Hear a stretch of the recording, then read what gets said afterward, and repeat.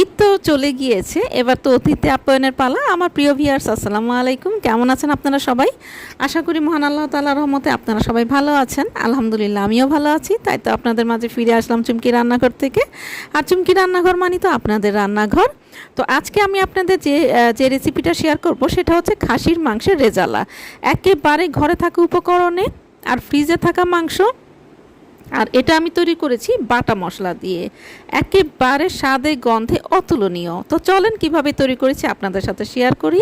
এখানে আমি নিয়েছি একটা জায়ফলের অর্ধেকটা, নিয়েছি আধা চা চামচ পরিমাণ জয়িত্রী, আর দুটো লম্বা যে দারচিনি, আর নিয়েছি সাদা গোলমরিচ, নিয়েছি 60টার মতো সাদা এলাচ, আর একটা নিয়েছি কালো এলাচ। তো আর নিয়েছি হলো দুটো তেজপাতার মাঝখান দিয়ে চিড়ে নিয়েছি, এতে করে অ্যারোমাটা একেবারে 100% ছড়িয়ে পড়বে। আর এই যে এখানে আমি নিয়ে নিচ্ছি প্রায় 1.25 কাপ পরিমাণ টক দই, আর টক দইয়ের সাথে আমি নিয়ে নিব লবণ। তো লবণটা আর টক দইটা আমি আগে ভালোভাবে মিশিয়ে নিচ্ছি। তারপরে এখানে খাসির মাংসটা আমি মিশিয়ে দিব মনের মাধুরী মিশিয়ে। তো খাসির মাংসর মধ্যে কিন্তু আমি কলিজা আর হাড় একবারে সব কিছুই একসাথে মিশিয়ে নিয়েছি। আর এটা আমি কিন্তু এখন খুব ভালো করে মনের মাধুরী মিশিয়ে এটাকে আমি মিশিয়ে নিব। আর খাসি মাংসর যখন আপনারা রান্না করবেন, অনেকেই কমপ্লেন করেন যে একটা স্মেল থাকে। তো এই দুটো স্টেপ অবশ্যই ফলো করবেন। সেটা হচ্ছে, প্রথম স্টেপ যেটা হচ্ছে অনেক বেশি ইম্পর্টেন্ট, সেটা হচ্ছে ধুয়ে নেওয়াটা। অবশ্যই অনেক বেশি ভালো করে ধুয়ে নিতে হবে, তারপরে এটাকে ম্যারিনেট করে রাখতে হবে। আমি টক দইয়ের পরেও কিন্তু একটা স্লাইস লেবু এখানে দিয়ে দিয়েছি, দেখতেই পেরেছেন। এতে করে কিন্তু এর স্মেলটা একেবারেই পুরোপুরি রিমুভ হয়ে যাবে।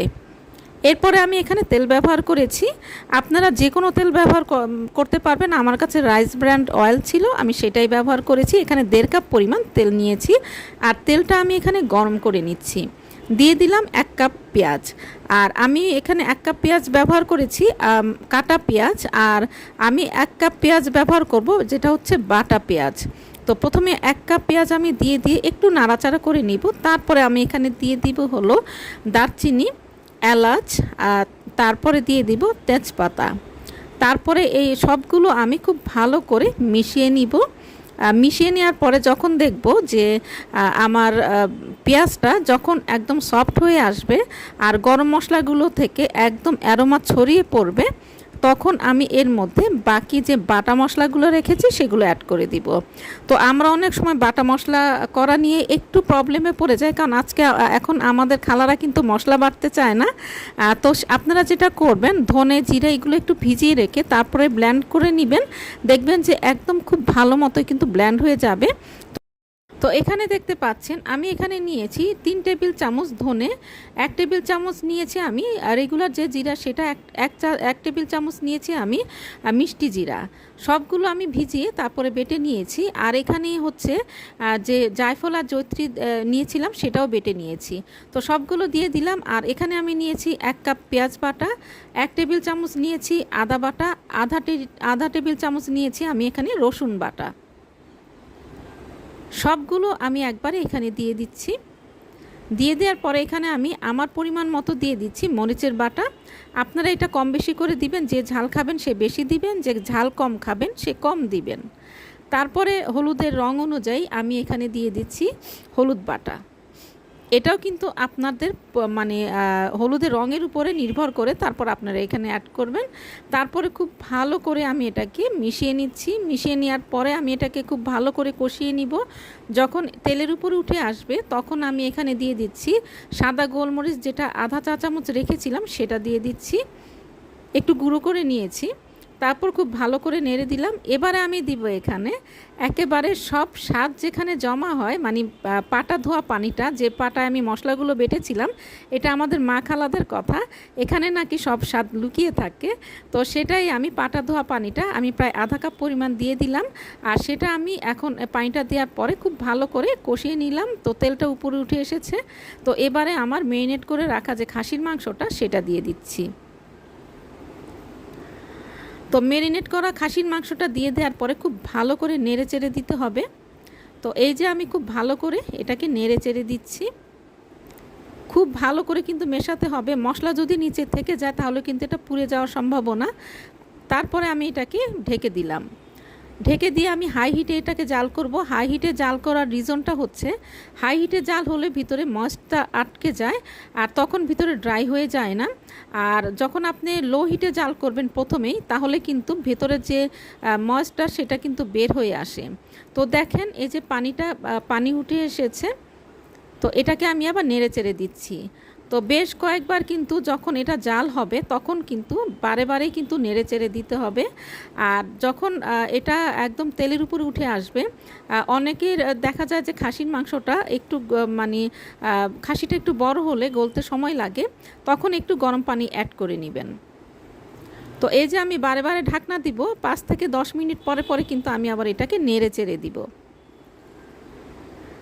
তো এভাবে নেড়েচেড়ে দেওয়ার এক পর্যায়ে দেখতে পাচ্ছেন যে তেলটা উপরে উঠে এসেছে। আর তেলটা উপরে ওঠা মানেই আমরা অনেকেই মনে করি কষানোটা হয়ে গিয়েছে, আসলে কিন্তু না। দেখেন নিচে কিন্তু এখনও মশলার যে ময়েস্ট সেটা কিন্তু রয়ে গিয়েছে। এটা একেবারে ভাজা ভাজা হয়ে যখন একদম তেল উপরে পুরোপুরি উঠে আসবে তখনই মনে করবেন যে এটা কষানো হয়ে গিয়েছে। আমরা অনেক সময় বলি যে এত কষিয়ে রান্না করলাম কিন্তু টেস্ট হলো না, রিজন কিন্তু এটাই, মানে নিচের যে ময়েস্টটা সেটা কিন্তু আগে শুকিয়ে ফেলতে হবে। তারপরে এখানে আমি দিয়ে দিব জিরের গুঁড়া। তো রেগুলার যে জিরা সেটার গুঁড়াটা দিয়ে দিব 1 চা চামচ। তারপরে এখানে পানি দিয়ে দিয়েছি আমার পরিমাণ মতো। অনেকে একটু ঝোল খেতে পছন্দ করে, তো একটু ঝোল আপনাদের পছন্দ মতো দিতে পারেন, তবে আমি আমার পছন্দ মতো দিচ্ছি। একটু মাখা একটু ঝোল এই মাঝামাঝি আমি করব। এরপরে আমি খুব ভালো করে নেড়েচেড়ে দিচ্ছি। তো আমার কাছে মনে হয়েছে আরেকটু পানি অ্যাড করতে হবে, তো আমি আরেকটু পানি অ্যাড করে দিলাম। তারপরে কিন্তু আমি এখানে 1 চা চামচ কেওড়া জল দিয়ে দিয়েছিলাম। তো এটাই স্কিপ হয়ে গিয়েছে, এজন্য ক্ষমা সুন্দর দৃষ্টিতে দেখবেন। তো আপনারা যখন এটাকে এই মুহূর্তে কিন্তু আপনারা অবশ্যই 1 চা চামচ কেওড়া জল দিয়ে দিবেন। তো তারপরে খুব ভালো করে সাইডগুলোর যে মশলা লেগে আছে সেগুলো ছাড়িয়ে ঢাকা দিয়ে দিচ্ছি। আর লো থেকে একটু বেশি আমি হিটে এটাকে ঢাকা দিয়ে প্রায় 10 মিনিটের মতো জাল করব। তো এই যে 10 মিনিট পরে লুকটা দেখতেই পাচ্ছেন। এবারে আমি আমার মনের মাধুরী মিশিয়ে এখানে কাঁচামরিচ অ্যাড করে দিচ্ছি, কারণ কাঁচামরিচ অ্যাড না করলে আমার মনে হয় যে কোনো রান্নাই মনে হয় সম্পূর্ণ হয় না। এবারে খুব ভালো করে আমি এটাকে মিশিয়ে দিব। মিশিয়ে দেওয়ার পরে ঢাকা দিয়ে চুলাটা বন্ধ করে দিব। তো চুলাটা বন্ধ করে দেওয়ার পরে যে দেখতেই পাচ্ছেন, আর এটার যে অ্যারোমাটা চারিদিকে কিন্তু একদম ছড়িয়ে পড়েছে। তো তারপরে স্ট্যান্ডিং টাইমে এটাকে রেখে দিব প্রায় 10 মিনিটের মতো। তো 10 মিনিট রেখে দেওয়াতে যেটা হবে, কাঁচামরিচের যে ফ্লেভারটা সেটা কিন্তু অনেক বেশি ছড়িয়ে যাবে আর অ্যারোমাটা অনেক সুন্দর আসবে। আর এই যে এখন দেখতে পাবেন একেবারে ফাইনাল লুকটা। তো দেখতেই পেরেছেন, আর ফাইনাল লুক দেখলেই তো হবে না, পরিবেশনও তো করতে হবে। তো চলেন পরিবেশন করতে চলে যাই। তো এই যে পরিবেশন পাত্রে পরিবেশন করে ফেলছি। আর আমি যে স্টেপগুলো ফলো করেছি সেই স্টেপগুলো ফলো করলে আপনারাও কিন্তু একেবারে ঘরোয়া স্টাইলে ঘরোয়া মশলা দিয়ে, আর এই যে আপনাদের যে কমপ্লেনটা থাকে যে মানে মাটন রান্না করতে গেলে একটা খারাপ স্মেল আসে, সেটা কিন্তু একদমই আসবে না। আর বাটা মশলা দিয়ে আমি এটা মানে রান্না করেছি, আর এতে করে যে স্বাদটা হয়েছে একেবারে যাকে বলে স্বাদে গন্ধে অতুলনীয়। তো আশা করি আপনাদের আমার এই আজকের রেসিপিটা ভালো লেগেছে। আর ভালো লাগলে তো চুমকি রান্নাঘরের সার্থকতা। আর চুমকি রান্নাঘর মানে তো আপনাদের রান্নাঘর।